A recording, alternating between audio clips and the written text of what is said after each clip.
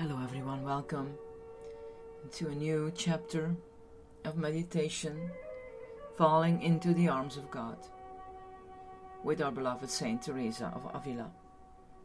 This is your pastor, Yeti. Welcome to my podcast. As ever, I love to join with you and I hope that it makes a difference in your life. Your own pathway. It is important to understand that God doesn't lead all by one path. We can feel very vulnerable when we begin to develop our spiritual longings, like impressionable children. We are sometimes overly susceptible to thoughts and beliefs of others. And there will certainly be many who readily offer their options and opinions and advice. This advice, unfortunately, very often comes from the giver's frame of reference, that is, from his internal pathway of being. Though it may be completely successful for him, spiritually and emotionally, it may not have any relevance to what you need. You are unique, and so is your pathway to God. There are many roads to enter the Heavenly Father's kingdom. Teresa reminds us of John's words and encourages all of us to live by them, no matter what we see in others or what we feel we need to tell them. It could be that through our very interference we are delaying a valuable lessons that they need to encounter. And what we are essentially saying is, come walk on my path. I will show you the way. We all have the responsibility of developing our own pathway. Yet we should be aware of running here or there, and constantly seeking advice about why we should walk. This can become an addictive behavior as we consult divining tools, friends, and even our guiding angels. If we are excessively using these means, it is a strong indication that we are not connecting to our own source, our inner God. Instead, we are looking for a mediator to relay divine messages.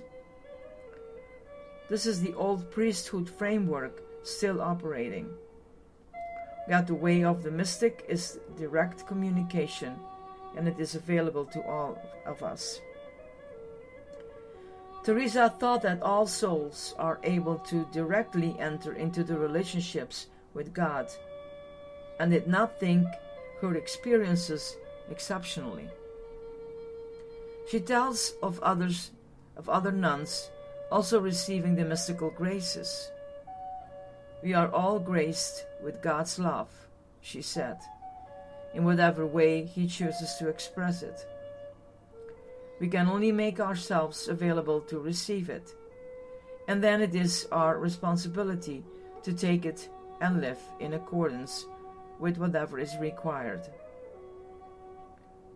But it as a gardener tending to the flowers, or as a teacher tending to the people.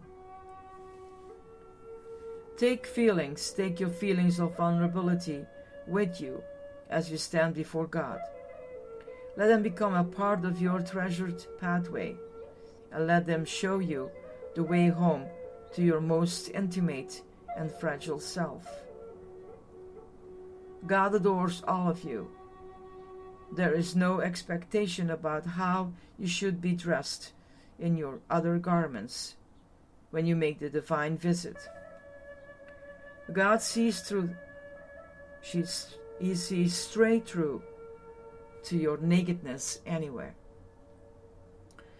Let this vulnerability become a strength, not a weakness, as you show yourself honestly.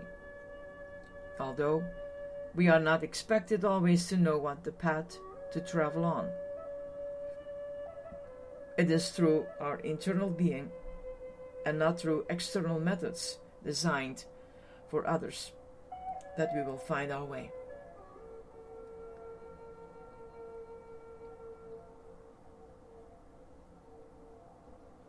As it is possible to find a place in your quietness, it's also again about you when you take it and in your time. Remind yourself that it is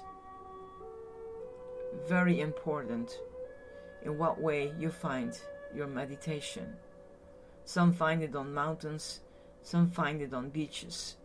Some cannot sit still to meditate. And you know what? It's all fine. It's all fine that there has to be an interaction with what you see around you to make it still in your heart. Feel yourself melting into the divine presence. Allow yourself to come forward in your absolute nakedness, just as you are. Express any feelings of being lost or confused about the pathway you are following. Allow God to guide you and allow yourself to be led.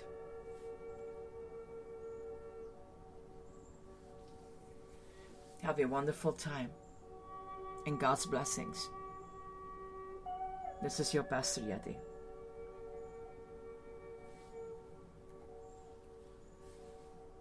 Bye-bye.